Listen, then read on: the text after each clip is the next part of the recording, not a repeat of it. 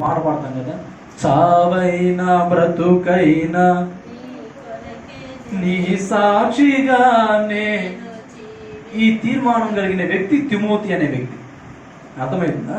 ఆ వ్యక్తితోటి పౌలు భక్తుడు అంటున్నాడు, అయ్యా నువ్వు ఇలాంటి తీర్మానం కలిగి ఉన్నావు గనక, నువ్వు దేవుని కొరకు బ్రతకాలని ఆశ కలిగి ఉన్నావు గనక, ఈ రోజులు ఎలా ఉంటున్నారంటే పైకి భక్తి గల వారి వాళ్ళే ఉన్నారు, కానీ దాని శక్తిని పొందుకోలేని వాళ్ళు చాలా మంది ఉన్నారు. అట్టి వారికి నువ్వు విముఖుడివై ఉండము, దూరముగా ఉండము, అట్టి వారితో జాగ్రత్తగా ఉండము అంటున్నాడు.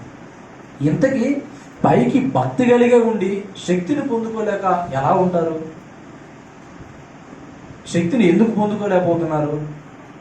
పైకి భక్తి అంటే ఎలా మనం దాన్ని గమనించగలుగుతాము అంటే, అన్న కొంచెం స్పీడ్ తక్కువ నా పేపర్లో అంటే ఇటు వెళ్ళిపోతాను. ఏంటిదండి? పైకి భక్తి గల వాళ్ళు ఉంటారు, కానీ అంటే శక్తి లేని వాళ్ళు ఎలా ఉంటారంటే, ఇప్పుడు ఫ్యాన్ గాలి వస్తుంది. ఏంటిది? ఫ్యాన్ గాలి వస్తుంది, కానీ ఈ పేపర్లు ఎటు పడితే వెళ్ళిపోతుంది. కారణం ఏంటంటారు? స్పీడ్ ఎక్కువైంది ఒకటైతే, ఈ తేలికగా ఉన్నాయి, వీటి లేదు శక్తి లేదు. ఇప్పుడు ఇది ఉంది, ఖాళీ బాటిల్ అనుకోండి, ఏమైనా ప్రయోజనం ఉండేదా? ఏమీ ప్రయోజనం ఉండదు, పడేసుకుంటూ వెళ్ళిపోతాం. అదే వాటర్ ఉంది అనుకోండి, పడేయగలుగుతాం. మనసు ఒప్పిద్దా? మనసు ఒప్పదు. ఒక చిన్న మాట చెప్తాను. ఇప్పుడు ఈ పుస్తకం ఉంది, ఏంటిది? పుస్తకం. దీన్ని కనుక నేను బయట పడేసాను అనుకోండి, మీరు ఏమైనా బాధపడతారా? బాధపడతారా? ఎందుకు బాధపడతారు? పుస్తకమేగా పోతే ఇంకోటి వచ్చి అనుకుంటారు, అవునా? ఇదేంటిది? ఎలా తయారైంది ఇది? పేపర్ ఎలా తయారైంది? కర్ర, అవునా? కర్రలో నుంచి పేపర్ తయారైంది, ఓకే? అది కూడా సుబాబుల్ కర్ర, ఓకే? దానివల్ల తయారైంది. ఇప్పుడు బైబిల్లో ఉన్న పేపర్ ఎలా తయారైంది చెప్పాలి? ఈ పేపర్ ఎలా తయారైందంటే, ఇది ఎలా తయారైందో ఇది కూడా అలానే తయారైంది. దానికి దీనికి ఏం డిఫరెంట్ లేదు. ఇంకా ఇది పలసగా ఉంది, ఇదైతే దానికంటే మనం. కానీ ఇప్పుడు ఈ బైబిల్ను కనుక నేనేమన్నా చేశాను అనుకోండి, మీ ఫీలింగ్ ఎలా ఉంటుంది? ఎవరైనా దీన్ని పక్కన వేయగలుగుతారా? ఇప్పుడు మీకు ఫోన్ నెంబర్ రాసుకోవాలి. ఎవరు? మీరు. మీ ఫోన్ నెంబర్ రాసుకోవాలంటే, అన్న ఒక పేపర్ ఏమన్నారు, నేను ఎమ్మట ఏం చేస్తాను, ఇది ఉంది కదా, దీంట్లో ఇలా చించి మీకు ఇచ్చేస్తాను, మీరు కూడా హ్యాపీగా తీసుకుంటారు. అదే బైబిల్లోని పేపర్ని చించి ఇవ్వగలనా? ఎందుకని? అది పేపరే, ఇది పేపరే, కానీ దీనికి విలువ లేదు, దీనికేమో విలువ ఉంది. ఏంటి కారణం అంటే ఒకటే, ఈ పేపర్లోనేమో దేవుని మాటలు లేవు, ఈ పేపర్లోనేమో దేవుని మాటలు. ఇప్పుడు ఎవరికి విలువ, ఎవరు శక్తి పొందుకుంటారు అంటే, ఎవరిలో దేవుని వాక్కు ఉండిద్దో వాళ్ళు శక్తిమంతులు. వాళ్ళు కదిలించబడరు. ఏంటిది? కదిలించబడరు. లేదనుకో కదిలించబడతారు. ఇప్పుడు ఎవరు శక్తి పొందుకుంటారు అంటే, దేవుని వాక్యం ఎవరిలో అయితే నిలిచి ఉండిద్దో వాళ్ళు శక్తి పొందుకుంటారు. ఆమేన్. దేవుని వాక్యం మనలో నిలిచి ఉండటం అంటే ఏంటో తెలుసా? మనం వారం వారం ప్రసంగాలు వింటున్నాం కదా, ఆ ప్రసంగాలు మన హృదయాలలో ఫలిస్తూ ఉండాలి, భద్రంగా ఉండాలి. ఆ వాక్యం ప్రకారం మనం జీవించే వారమై ఉండాలి. అప్పుడు ఆ వాక్యంలో ఉన్న శక్తిని మనం పొందుకోగలుగుతాం, భక్తిలో ఉన్న శక్తిని మనం పొందుకోగలుగుతాం. ఈరోజు దేవుడు మన యొద్ద నుంచి కోరుకుంటుంది ఏంటి తెలుసా? భక్తి కాదు. ఏంటిది? భక్తి కాదు. అదేంటన్నా అందరూ భక్తి పరులు అవ్వాలని అంటారు, అయితే నువ్వు భక్తి అంటున్నావు ఏంటి అంటే, ఈ భక్తి శక్తి లేనిదైతే ఏమీ ప్రయోజనం లేదు. ఉప్పు సారం లేకపోతే అది నిస్సారమైనదే. అది ఎంత ఉన్నా సరే ఏమాత్రం మనకు అక్కడికి రాదు. ఉప్పులో సారం లేకపోతే సట్టడినే వేసినా కానీ ఏ రుచి వచ్చింది? అవునా కాదంటారా? భక్తి చేస్తున్న మనము శక్తి లేకపోతే అలానే ఉండింది. దానికి దీనికి పెద్ద వ్యత్యాసం ఏమీ ఉండదు. అలాగనే ఈరోజు దేవుడు మాట్లాడుతున్న మాట ఏంటంటే, మీరు భక్తి పరులుగా కాదులే కానీ ఆత్మీయులుగా ఉండాలి అని ఆశపడుతున్నాడు. భక్తికి ఆత్మీయతకి చాలా డిఫరెంట్ ఉంది. ఇంతకీ భక్తి ఆత్మీయత రెండు ఒకటేనా, వేరు వేరా? చెప్పండి నాకు ఒకసారి. భక్తి ఆత్మీయత అనేవి రెండు ఒకటేనా, వేరు వేరా?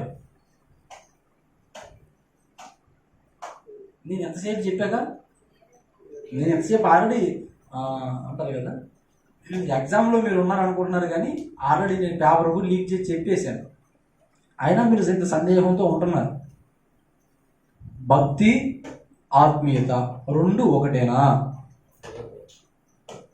ఏంటన్నా రెండు ఒకటేనా? మరి చెప్పనా? కానప్పుడు కాదని చెప్పేసి ఒకటా వేరు వేరా అంటే మొహమాటం లేదు, వేరు వేరే. ఏంటిది? భక్తి వేరు, ఆత్మీయత వేరు. అయితే ఈరోజు మనలో నుంచి దేవుడు ఆశిస్తుంది ఏంటి తెలుసా? భక్తి కాదు, ఆత్మీయత. ఏంటి? ఆత్మీయత. ఈ ఆత్మీయత అనేది ఎలా ఒక వ్యక్తి పొందుకోగలుగుతాడు, ఎలా ఆత్మీయుడిగా ఈ లోకంలో జీవించగలుగుతాడు అన్నది ఈరోజు మనం తెలుసుకుందామండి. ఓకే, ఇంతకీ భక్తి అంటే ఏంటి? భక్తి అంటే ఏంటి? భక్తిలో ఉన్న శక్తి అంటే ఏంటి? అసలు ఆ శక్తిని మనం ఎలా పొందుకుంటాం? అవునా? ఇప్పుడు భక్తి అనేది ఈరోజు మనం చూసినట్లయితే మన భారతదేశం అంతా కూడా భక్తితో నిండిపోయింది. భారతదేశం అంటేనే భక్తి కలిగిన దేశం. వాళ్ళు ఏ దేవుణ్ణైనా ఆరాధించని భారతదేశం అంటేనే భక్తి కలిగిన దేశం. ఇంకా కొన్ని విషయాల్లో చూస్తే క్రైస్తవ భక్తి కంటే కూడా ఇతరుల భక్తి చాలా ఎక్కువగా ఉంది. మనం అనుకుంటాం మనం చేసేదే చాలా పెద్ద భక్తి అనుకుంటాం, కానీ భక్తి ప్రతి మతంలో ఉంది. దేంటో? ప్రతి మతంలో భక్తి ఉంది. కాకపోతే ఆ మతాలలో ఏం లేదయ్యా అంటే ఆత్మీయత లేదు. ఏం లేదు? ఆత్మీయత లేదు, కానీ భక్తి ఉంది. మనం గమనించినట్లయితే నేను చాలా మందిని చూశాను. ఇదే విజయవాడ నుంచి తిరుపతి తెలుసుగా మీకు, కాలినడకని వెళ్ళే వాళ్ళు ఉన్నారు. అది కూడా ఎలాగండి? చెప్పులు లేకుండా. అవునా? చెప్పులు లేకపోయినాయి. వాళ్ళు ఒట్టి మనుషులు వెళ్తున్నారా అంటే అది కూడా కాదు. నెత్తిన ఒక మూట పెట్టుకుని వెళ్తున్నారు. నెత్తిన బరువు పెట్టుకొని కాళ్ళకు చెప్పులు లేకుండా ఎక్కడ తిరుపతి, ఎక్కడ విజయవాడ, ఇక్కడ నుంచి అక్కడికి నడిచి వెళ్తున్నారంటే వాళ్ళు ఎంత భక్తి పరులని చెప్పుకోవాలి. వాళ్ళతో పోల్చుకుంటే నీ భక్తి ఏమోకి వచ్చింది? అవునా? ఇంకొంతమందిని చూస్తే అగ్నిలో నడుచుకుంటూ వెళ్తారు. ఇది ఒక భక్తి. అవునా? చాలా కఠినంగా ఉంటాయి వాళ్ళ భక్తి అంతా అలా ఉంటుంది. అవునా కదా?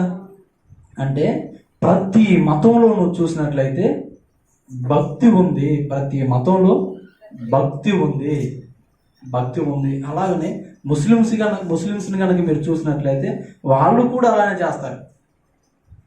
వాళ్ళ దేవుడు ఒక మాట చెప్పాడు అంటే తూచా తప్పకుండా దాన్ని పాటిస్తారు. అవునా? వాళ్ళని చంపేయాలి అంటే ఇతర చావునైనా చంపుతాడు, వాళ్ళని చంపడైనా చంపుతాడు, కానీ మధ్యలో మాత్రం ఆగిపోడు. అవునా? అంటే చూడు వాళ్ళ భక్తి ఎలా ఉందో, వీళ్ళ భక్తి చూసే ఎలా ఉందో. ఇలా మనం భక్తి ప్రతి మతంలో కనుక వెతికితే వాళ్ళ భక్తితో నీ భక్తి పోల్చుకుంటే దీనికి అసలు పొంతనే ఉండదు. వాళ్ళ భక్తి ముందు నీ భక్తి అసలు నిలబడదు. కానీ ఈరోజు ఏదో ఒకలా వాళ్ళ మీద కొంచెం ఎక్కువగా నిలబడ్డావు అంటే అది దేవుని మహాకృప, ఆయన ఉచితమైన కృప మాత్రమేనన్నది తెలుసుకోండి. ఏంటిది? ఆయన ఉచితమైన కృప, ఆయన శిలువలో కాల్చిన రక్తము ద్వారా మాత్రమే ఈరోజు నువ్వు భక్తిపరుడుగా అట్ట నిలబడి ఉన్నావు. అవునంటారా కాదంటారా?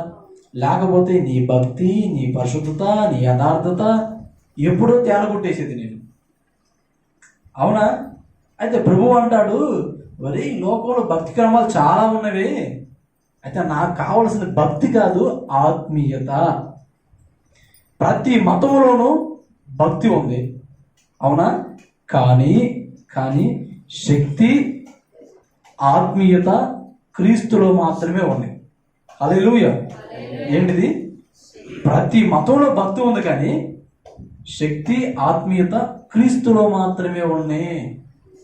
ఇవి క్రీస్తులో మాత్రమే దొరుకుతాయి. అయితే మనం క్రీస్తులో నుంచి అవి పొందుకోవాలి. ఏమిటి అవి?